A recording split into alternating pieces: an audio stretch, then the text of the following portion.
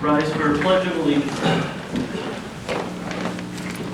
I pledge Allegiance to the flag of the United States of America and to the republic for which it stands, one nation, under God, indivisible, with liberty and justice for all. Susie, the roll call, please. Councilmember Groves. I am here. Councilmember Chambers. Here. Councilmember Salzweedl. Here. Councilmember Yankovic. Here. And Mayor DeVore. Here. Motion to approve the consent agenda as meeting minutes from the closed session and the regular meeting, payments, and the agenda.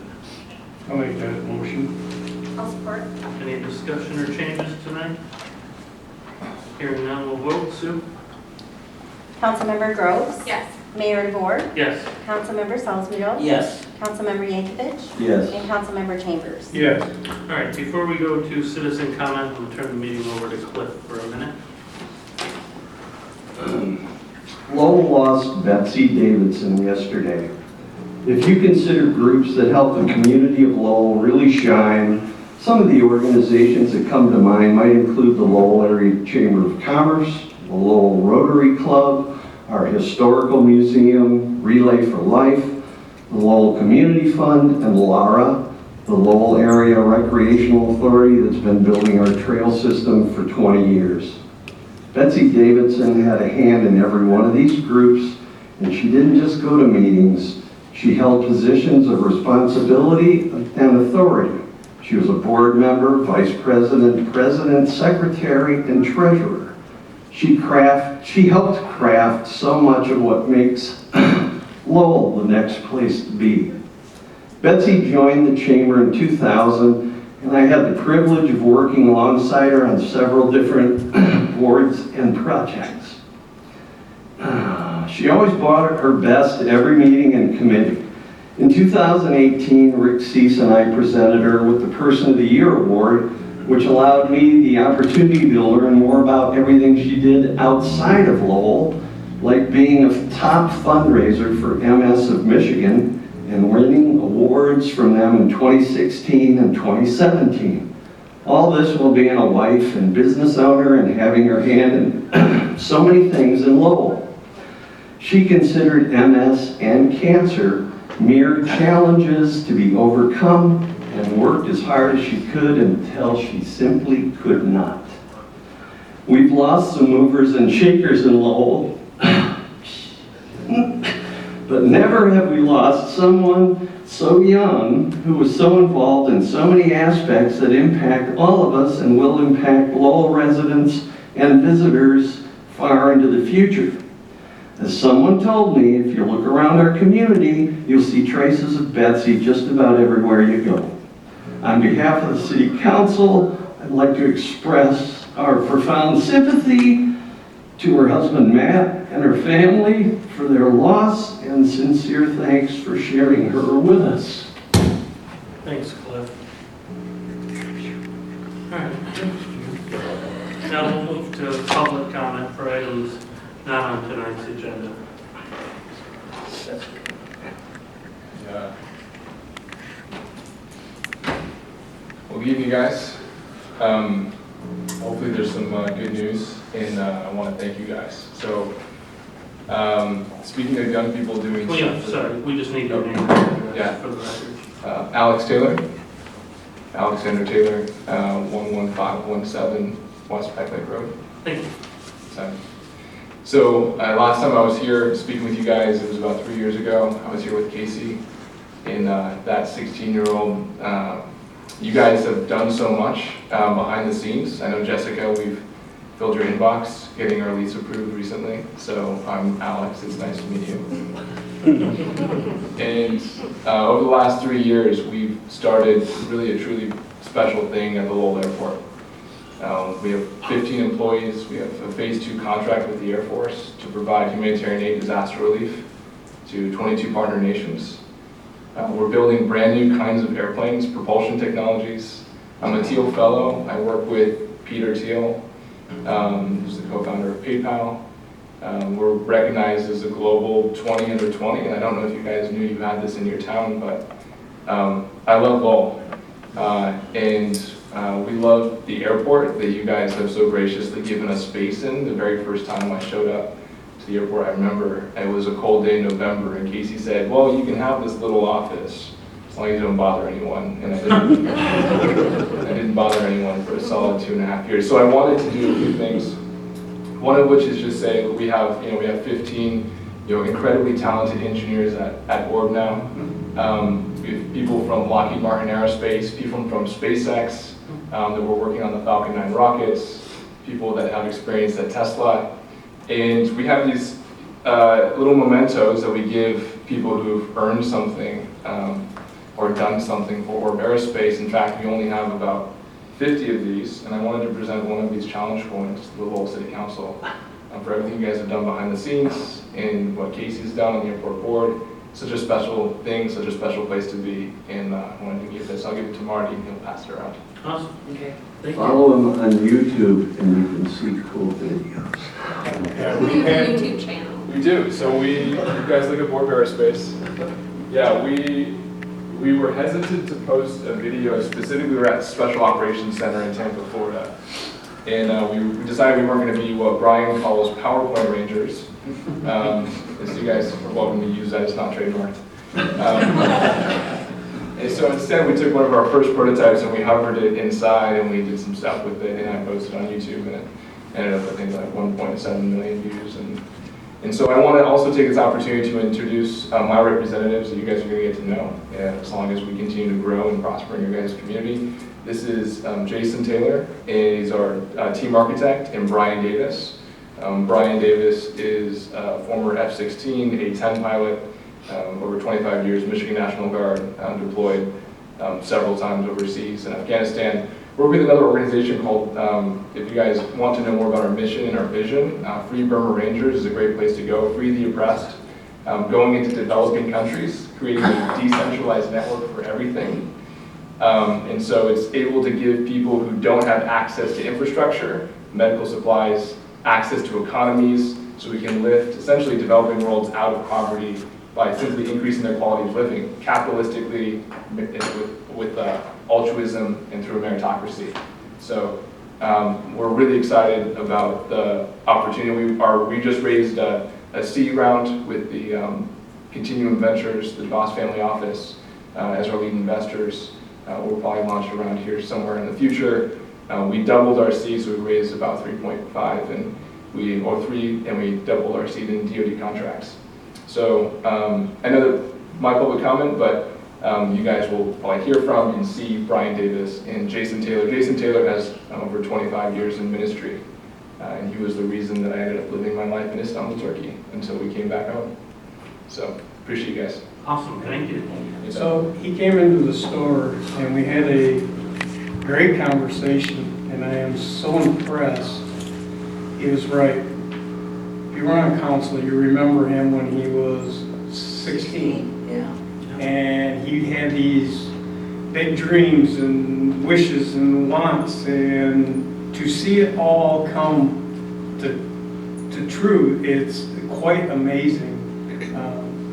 I just couldn't believe this is happening in our town at our little airport. And I know there's some things they'd like to see more happen out there at our airport. And that'll come probably eventually, but I asked him to come tonight and just fill us in on what an amazing thing is happening at our little airport. Didn't we vote to extend something a while ago, and that's when I looked you up, and I was looking at it going, this is out in Lowell Airport? No offense. Yeah. Whenever we're on the West Coast, we say we're hiding in Lowell. So. All right, you're gonna hide for a while? No, here, I mean. Oh, yeah. Oh, yeah. And I believe you don't really have much problem getting pilots that want to fly in and out of here, do you? No, we don't. It's underutilized asset. I think you guys have an amazing location, proximity to downtown. Just take some investment. It could become a really cool thing. Was that your F-16 that flew over my house the other day? I hired them separately. Okay. All right, Jake, try to top that. I don't think I'll be able to, but so Jay Davenport, 527 Lafayette Street. I just wanted to formally invite the city to the second annual 9/11 Memorial taking place on the Riverwalk from 7:30 a.m. Sunday till 4:30 p.m. Sunday. I'm gonna need some help setting up flags at 7 p.m. on Saturday night, so if there's anyone who'd be willing to help with that, I can always use the help, you know, almost 3,000 flags to place, so that's a lot of flags to do. And Marty, don't worry, I'll bring a screwdriver this year, so we're not standing on the ground. But no, it was just such an incredible thing last year, hearing all the stories of where people were in September 11th, and I think it's an incredible thing to be able to bring back to our community. So thank you to the city staff, especially Lori Gerard, for being such a helping hand in making this happen again. So thank you. Thanks, Jay. Thanks, Jay. It was super cool last year. Yeah, in the morning, screwdriver free. The gravel was like rock. I know, that's great. But we got them. Yep. Anybody else? All right, let's move on to the agenda. Old business number A, Front Street properties. Good evening. Good evening, Mayor, City Council. In our packet, we have the findings from the Phase 2 analysis we did on the Front Street property. Nicole Mason from BLDI is here tonight to walk you through those. And then there are some next steps that we'd like you to consider. I'll let her talk about it, but the good news is it doesn't look like we have to remove anything or do near the extent of what we have to do on Ware Road. So I'll turn it over to Nicole. Hi, my name is Nicole Mason at BLDI for Grand Rapids. My thing isn't as cool as the other two. They're just really awesome. So I'm just here to talk about an update on the Front Street property. Do you just want me to tell you when to change slides? What do you want me to Yeah, that's fine. Yep, Okay. yep. Okay, you can go to the first slide and then we'll just have a brief background. So in June this year, we did some soil sampling activities at the subject property. We ended up doing 21 soil borings, which were all conducted within the soil piles at the subject property. The soil piles are there as a result of soil and other dirt that's piled up and accumulated from street sweeping activities that the city did in the early 1990s, and then they just took all the dirt and then they put it on this unused property. It wasn't being used for anything, wasn't hurting anyone, put it there out of the way. We don't do that anymore, is my understanding, is that correct? Yes. Yes, so that is no longer being contributed to, but that's the origin of those soil piles.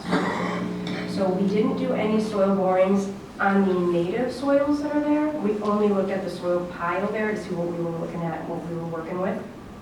Go to the next slide, please. Thank you. Just a little information on what we did and how we came up with what we did.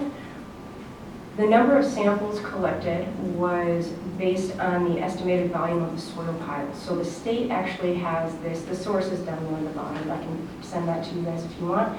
It's the statistical calculation manual from the state, and that tells you based on the size of your soil pile, you should do roughly this many samples. And then we assumed that the soil pile represented basically one single homogeneous population. Basically, the soil that you see in one area is going to be equivalent to the soil you see in another area. It all came from the roads. It's all mixed up. We'll treat it all the same. That influenced the type of sampling we did. We went around with hand augers, the staff did.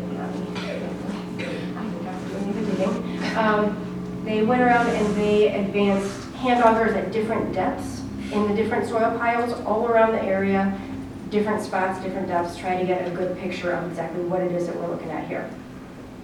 And then we submitted these soil samples to the lab, FiberTech Analytical out of Holt specifically, and we looked at both petroleum products and Michigan 10 metals. Petroleum products would be things like they're volatile organic compounds, there's a select constituent of those, and then PNAs as well, polynuclear aromatic hydrocarbons. Not super important, but those are the things we look for when we do work at like gas stations and stuff like that. The concern being that there's oils dripping down on the road, or there's work being done from the cars, the trucks, whatever it is, that's getting swept up into the dirt, and that's what we're putting in these soil piles over here. And then the metals, because metals show and everything. You can have old piles for leaded gas, you could have metals from just work being done on cars that drips down. It's not uncommon, so we included that as well. So if you go to the next slide, please. So what we ended up finding is arsenic, chromium, and mercury. And you can speciate chromium and speciate mercury, which is why that says total. No one really does that unless you have a very specific reason to do so. So we ran arsenic, total chromium, and total mercury. Those are the ones that we found exceeding residential criteria. We use residential criteria for initial comparison. That gives you your most conservative estimates and your most conservative comparison to see what's going on. And that establishes the property as a facility. So the facility means that you do have soil or groundwater contamination at the property above established criteria. And the criteria is from the state of Michigan, from the Department of, used to be Department of Environmental Quality, and now it is Department of Environment, Great Lakes and Energy, EGLE. So they come up with these criteria. So there's residential and non-residential. So we exceed for those three for residential. But the property is non-residential, right? There's not a house on there, there's not going to be a house on there, it's not going to be used for residential purposes. So comparing to non-residential criteria, we still exceed for arsenic and total chromium for the following two pathways. So criteria is broken up into several different things, right? So you have lower criteria thresholds for certain, they're called exposure pathways, like drinking water. You can have X, the state has a criteria of X for drinking water versus for direct contact, which is the don't touch the soil criteria. So if you exceed for direct contact for arsenic or chromium, which we don't, but if you did, it would be the level of arsenic or chromium in this soil, and the sample you took is so high that we don't want you to have direct contact with the soil. So they have different categories of criteria and how that breaks out. The two that we're worried about here are direct drinking water criteria and groundwater surface water interface, which is the most confusing of all the criteria. It's unfortunate, but it's how it is. If you go to the next slide, we'll go over those a little bit. So this is important. Exposure pathways matter because they relate to your due care obligations. So if you own a piece of property and it's contaminated, you have due care obligations, whether you're just a regular person, you're an LLC, or there's some sort of entity, or you're a city. So your due care obligations are spelled out under Part 201, Section 7A of Michigan's NERIPA, if you're interested. It's not really that exciting. All that it really says is you have these 7 different due care obligations, which mean they're broken out into you can't exacerbate your contamination, you can't contribute to it and make it worse, and that you can't expose anyone to the contamination you have, and you can't allow any unacceptable exposures. That's what your due care obligations are as an owner of contaminated property. That's where your different criteria breakouts come into play. Well, what are my exposures then? What do I have to protect people against? What am I even doing? What do I need to look at here? So for us, the criteria we exceed are drinking water and GSI, groundwater surface water interface, right? Drinking water is straightforward.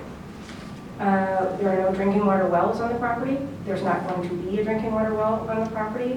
No one is going to put a well in just for fun there and then drink water out of it. We're not worried about it.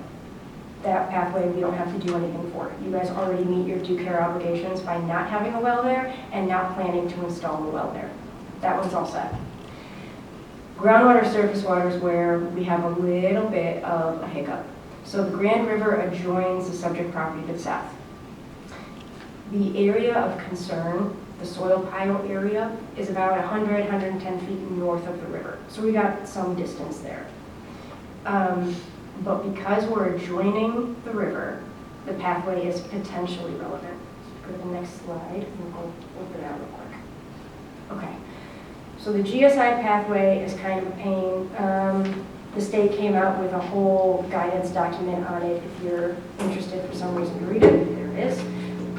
Basically, the GSI pathway is the interface between groundwater and surface water. So if you have a connection to surface water, like we do, we're joining the Grand River, what they want to make sure is that you don't have contaminated groundwater that's going into that body of water. Especially something like the Grand River that at different points is used for drinking water and that kind of stuff. It's not here, but what we don't have is data for the native soils. We only have that soil pile data. So if you want to go to the next slide real quick. Our next step is to do some limited soil samples and groundwater samples of the actual native soils to see if that has any of those metals. We would look for just arsenic and total chromium in groundwater samples and in soil samples. And there's a map here coming up showing you proposed locations for where. But we would put in 3 borings. That should be enough to evaluate that, to show like, yes, we've evaluated the pathway and the groundwater here doesn't have these metals in it, shouldn't be a problem. We can reasonably say the groundwater is not contributing to any sort of contamination into the Grand River. We can close it. And then that should be the end of the work that we have to do.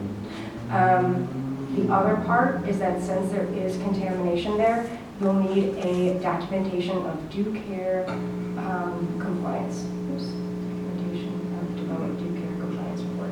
Oh, sorry about that. So we'll need to develop a DDCC. And what that is it's a report that says basically what I had just described, that you have these due care obligations, you're aware of them, but you're meeting them for all these various reasons. We're not exposing anyone to contamination. We're not going to do anything that's going to contribute to contamination, and we're not going to make anything worse. So you need a report that says that on file, in case the state ever asks, but basically it's just to prove your due care obligations under Part 201.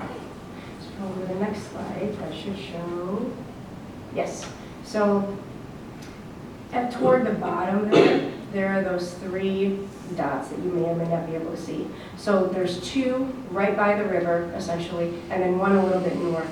And the soil pile are all the way up at the top half of the property. So we need to establish like a baseline here. If we can do a midpoint, I might even move that northern going up a little bit to show that even from this point, we don't have a problem in the native soils.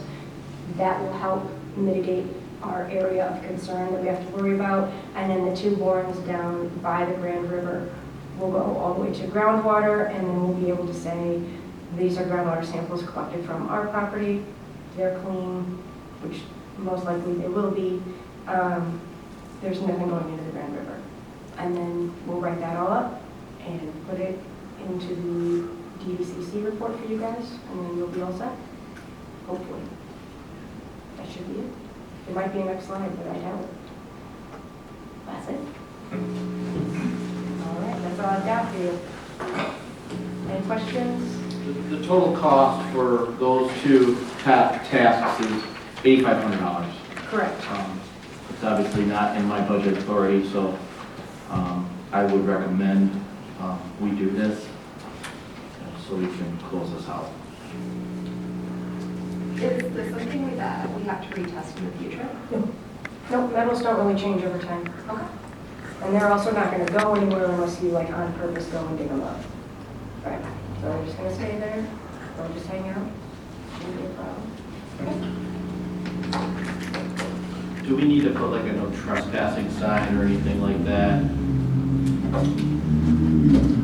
You'll have to, if you ever decide to get rid of the soil pile, you'll need to manage those soils in a way because they are contaminated. So you'll have to alert the whatever contractor it is that hauls them off and takes them out. You'll have to alert them of that, which in your DDCC there will be an example notice of what that looks like, and that'll be spelled out for you in there. It's called an environmental impact statement. Would you recommend that we get rid of those piles of dirt? It's not super necessary. You don't really have to. You can, you want to, but they're not hurting anything. We did all that sampling, and it was just groundwater, GSI stuff, so should be okay. So what you're saying is basically it's safer just to let it sit than to turn it in, disturb the ground, move it around, probably do more damage than, and we always have the ability to go back and re-monitor everything too, correct? Yeah, absolutely. Yep. If in the future you decide you want to build something there, or you want to use that property for something, turn it into a park, whatever it is, and you want to remove that soil, then you can always revisit that then. Absolutely. Can we let Perry come up and, Yes. please? You might have just answered some of the questions. So, Perry Beecham, reside at 924 Riverside Drive. I guess I have a concern of the city not removing them, because what I'm hearing, it is contaminated. Kids will be kids riding their bikes, using it, going over the mounds, doing different things. Unless you're going to fence it all off. It is public property. I read that report from the packet, and it was just, I just feel like the city should act and remove it, because I don't know what the future brings. And I think the same thing is Ware Road. We're in a situation where we just ignored it, and ignoring this, just doing tests on it when it's proven that there is contaminants. I just think the city should look at what the cost and stuff is to remove it. So that's just my input. Thank you. Thanks, Perry. Frank?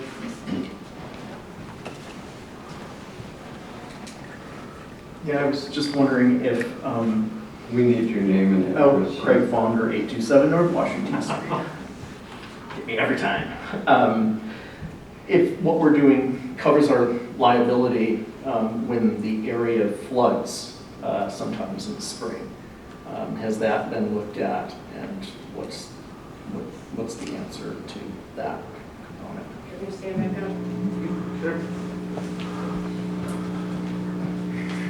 So collecting the native soil samples from closer to the river will help, because those are actually the soils that are more likely to be flooded and then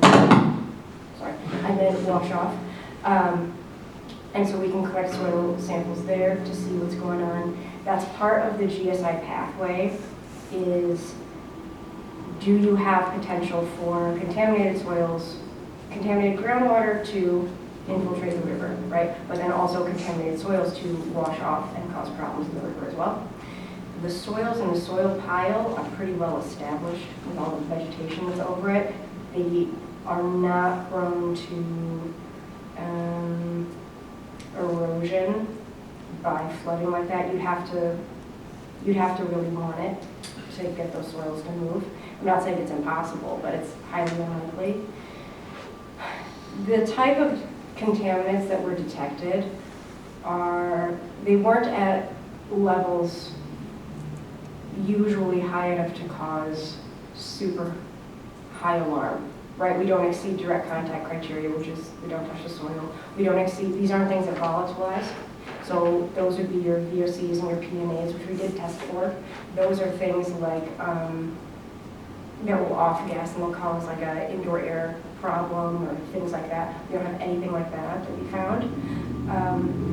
So I don't think we're at a high risk for erosion based on how far in those soil piles are and all the vegetation on top of it.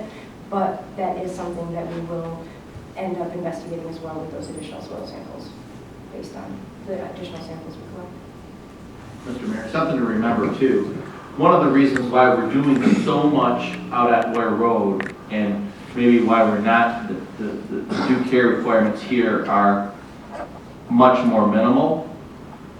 The big issue at Ware Road is the drinking water of the people who are adjacent to the property may or may not be impacted from the contamination at Ware Road. In this scenario, the wells for the city are over a mile away. I mean, the fact that the people are, this is the way it was explained to me, the fact that that area is covered by municipal water is a contributing factor why we don't have to do nearly what we would have to do out at Ware Road.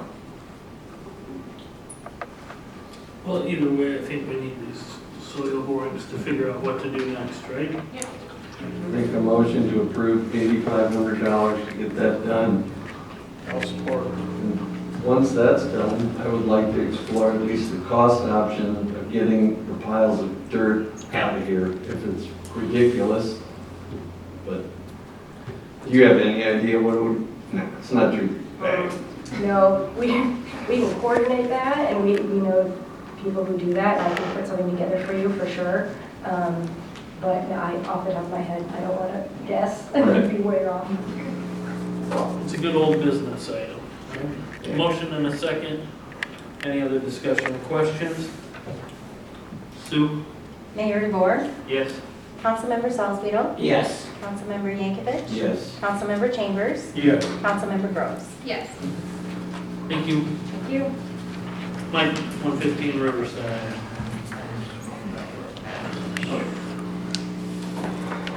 With the inability to garner 4 votes for the sale of 115 Riverside, the city will not be selling the building to Copper Rock Construction for their proposed development. City administration needs direction on what you would like to do next. I see the following as potential options for you to consider. One would be to select another applicant who submitted a proposal to move forward. The council would need administration to prepare a resolution to sit for 20 days before you can take action. If this was selected this evening, council action to sell the property could not occur until the October 3rd city council meeting. 2, you could have the remaining applicants resubmit proposals if you so choose. 3, you could reinstitute another RFP process. 4, you could just take no action on this matter. If you were to take no action, we would leave the building as is, and it would continue to deteriorate. However, this would be a continued liability to the city and will empower if this occurred. We probably should consider demolishing the building. If we wish to consider this option, we may want to consider communicating with Lowell Power and/or the Downtown Development Authority regarding this option. As I said, I need further direction on how you'd like to proceed. Well, if you're asking just me, numbers 2 and 3 are not options. I'm only looking at option 1 or option 4.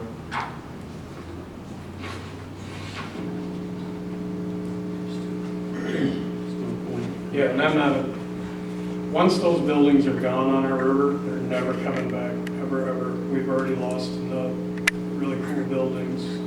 That site has potential to be something, whatever. But if it goes away,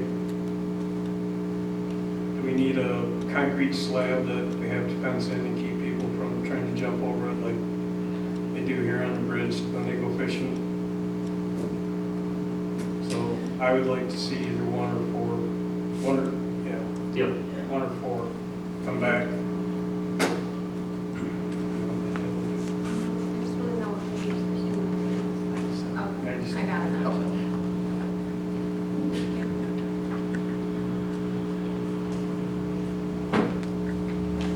I'm not sure on number 1 from the standpoint that I'm not sure we get 4 votes on any of the other property or proposals that were submitted as well either. I thought about that too, but then I thought, you know, they all sat through, and I think everybody that submitted a proposal has the same right as Copperot does to present and listen to public comment, and then we vote. To not vote and speculate that nobody would get 4 votes is unfair, in my opinion.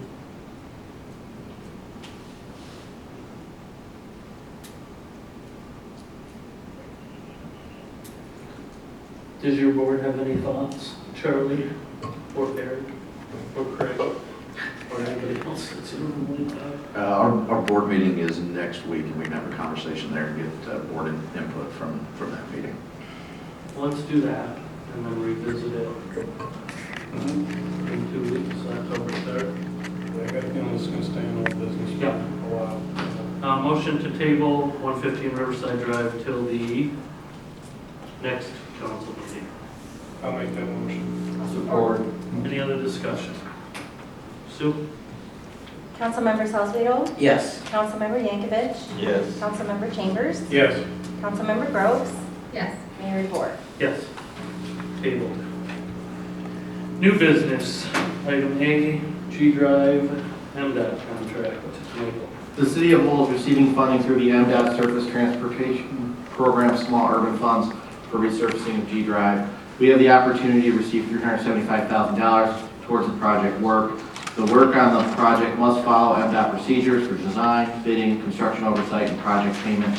In order to access the small urban funds, the city needs to approve and assign the standard agreement contract with MDOT.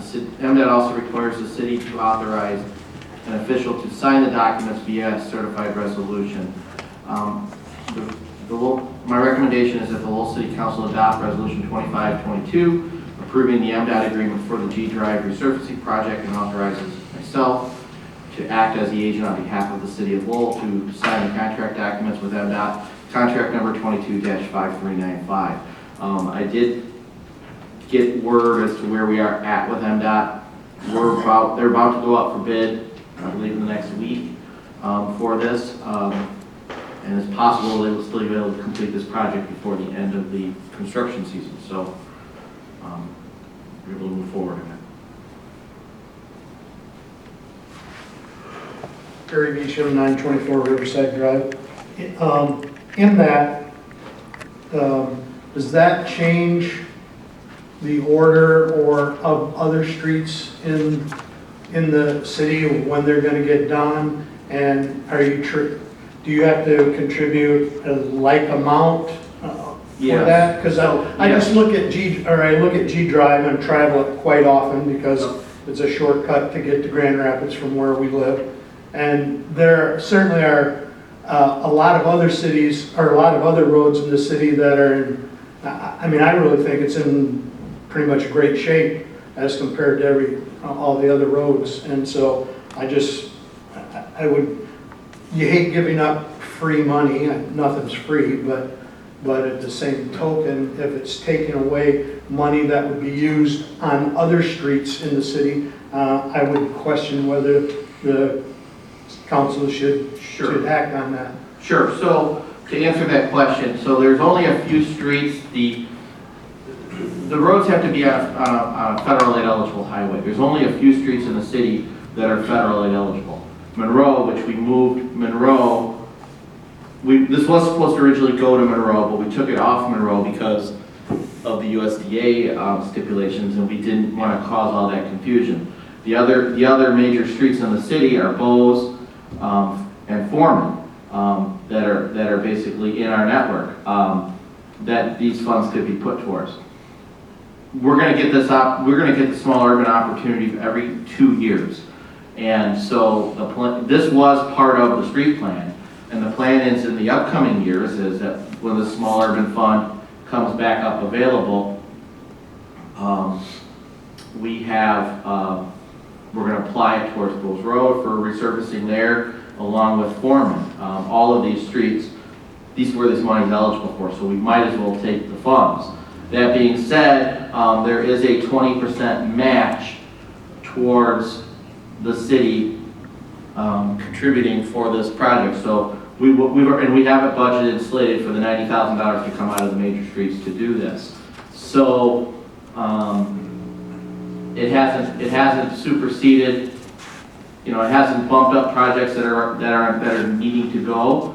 But it also isn't, that money can't be used for those projects. Most projects, it can probably only be used for about 3 miles of the 20 miles of street in the city. So 90,000 from the city gets us 375.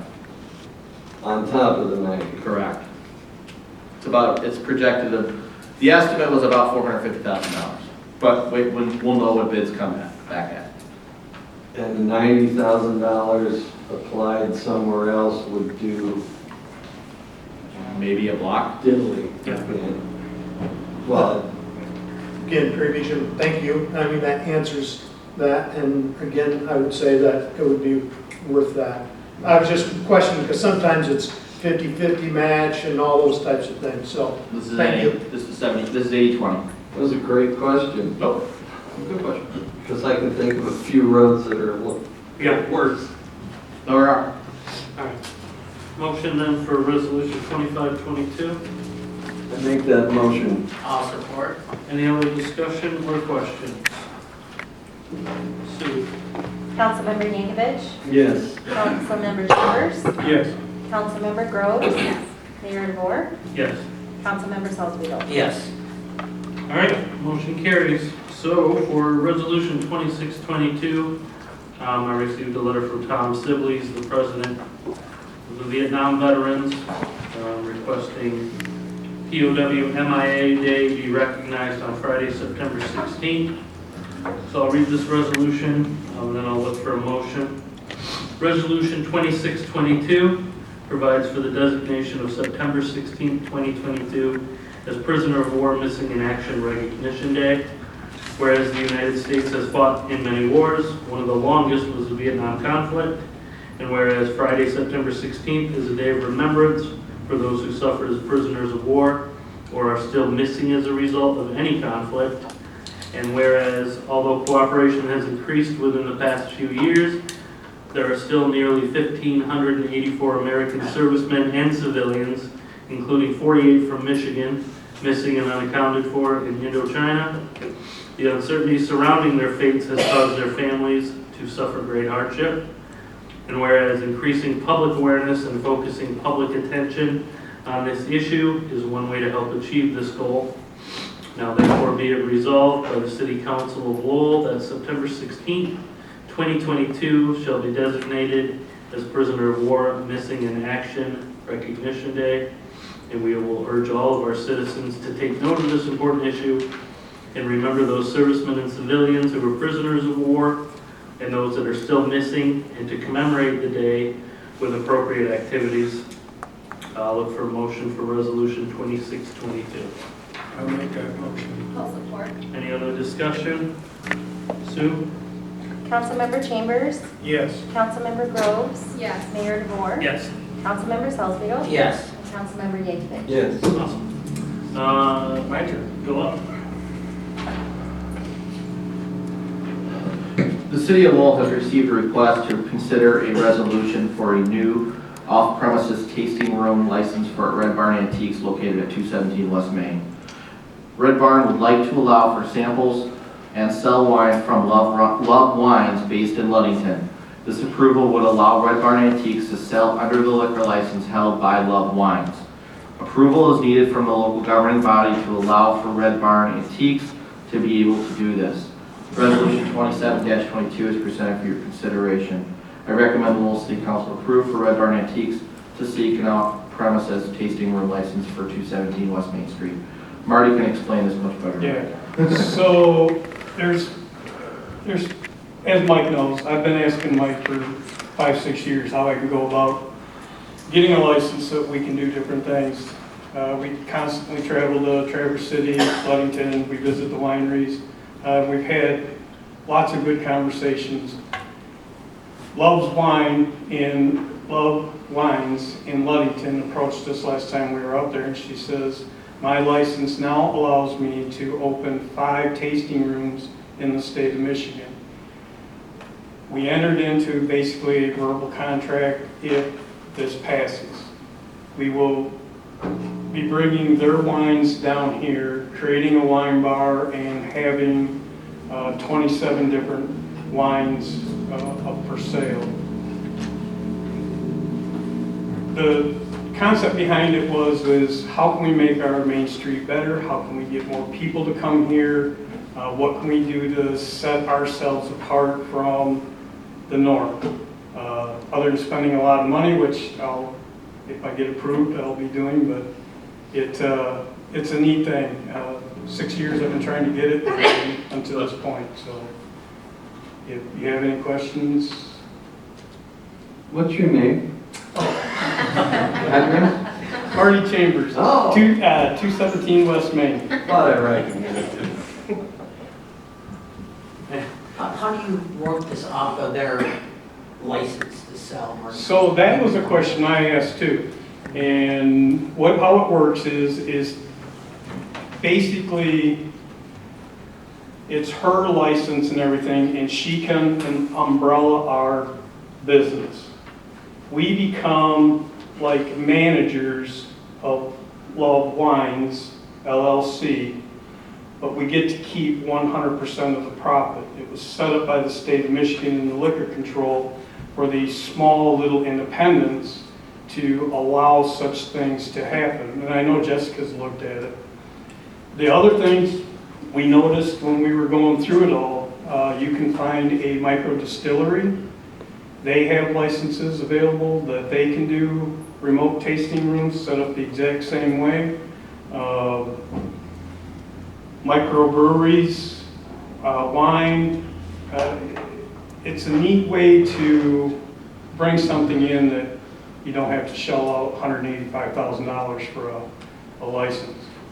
And I can't figure out why nobody has thought of doing it way before me, because it's... Julie and I looked into it actually about 5 years into, and I can't remember, somebody suggested it to us, and we just thought, no. At that time we were selling artwork and stuff, and it was just like, where the heck would we put it?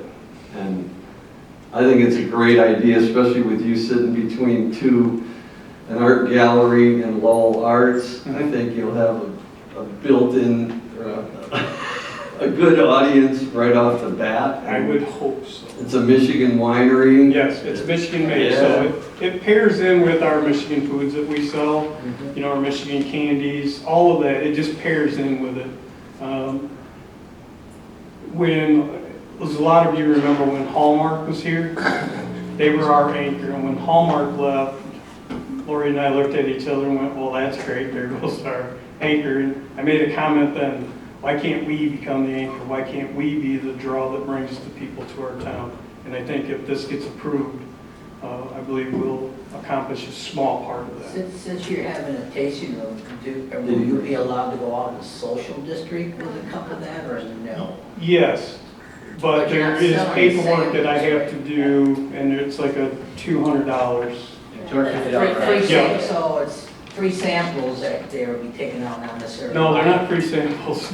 So they can buy a bottle? No, Or they just can't the buy a flavor bottle and of take it the out. What they can do is we'll be able to sell a 3-ounce glass. That's what we can do, a 1-ounce taste and a 3-ounce sell. Okay. So we'll be able to do, just like all the restaurants and bars and everything else, we'll be able to do a 3-ounce cup and be part of the social district. So if they want to take their wine and travel on down. We'll go to the art, that's what I was just Yep, and that was a big thing too, is we, like Cliff said, we have the Arts Council and we have the Framing Gallery and,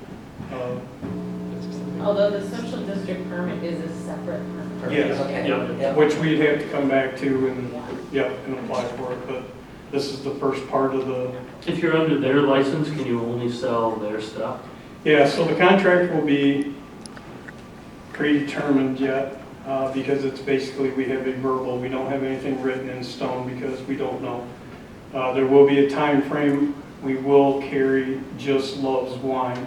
Now, if we break that contract, I have to have either another winery, distillery, or something that has the same thing. And again, we have to come back